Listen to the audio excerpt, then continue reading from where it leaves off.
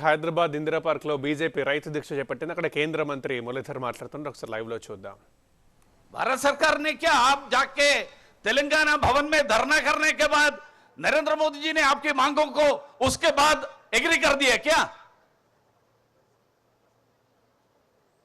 ये जो नाटक है, ये जो पॉलिटिक्स है, ये पॉलिटिक्स यहां की तेलंगाना की देश की जनता समझने का क्षमता देश की जनता का है. ये पहली बार नहीं, मुझे याद है 2019 में नरेंद्र मोदी जी का सरकार चुनाव के सामने खड़े थे. 2019 में दोबारा चुनाव के लिए खड़े हो गए. चंद्रशेखर राव कमीशन राव देश भर घूम रहा था. एक दिन विशाखापट्टनम गए, दूसरे दिन भुवनेश्वर गए, तीसरे दिन कलकत्ता गए और वहां जाके हर मुख्यमंत्री को बताया हम सबको एक साथ नरेंद्र मोदी के खिलाफ लड़ना चाहिए. क्या हुआ उसके बाद?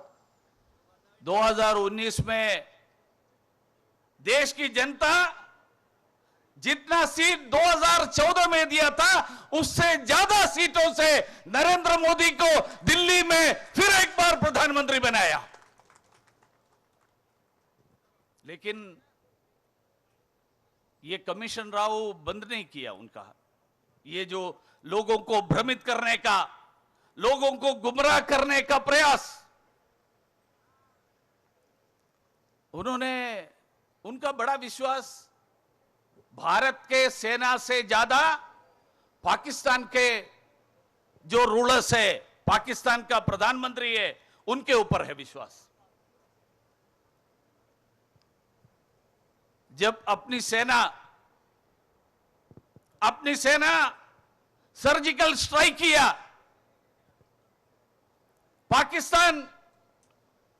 पाकिस्तान के सेना को बड़ा नुकसान पहुंचाया,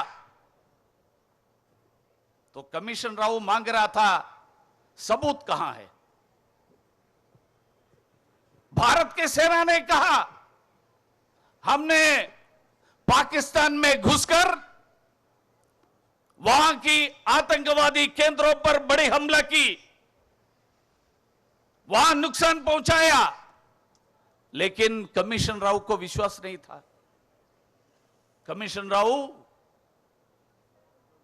पाकिस्तान का जो सेना के अधिकारी है, पाकिस्तान का प्रधानमंत्री है, उनके ऊपर ज्यादा विश्वास कर रहा था भारत की सेना के अधिकारियों से.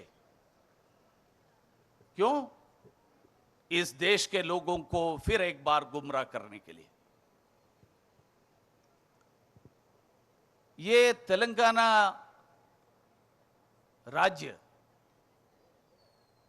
ये बड़ा संपन्न प्रदेश है. जब राज्य बनाया तब एक दृष्टि से सरप्लस स्टेट था. आज इस राज्य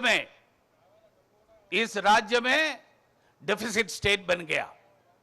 क्यों?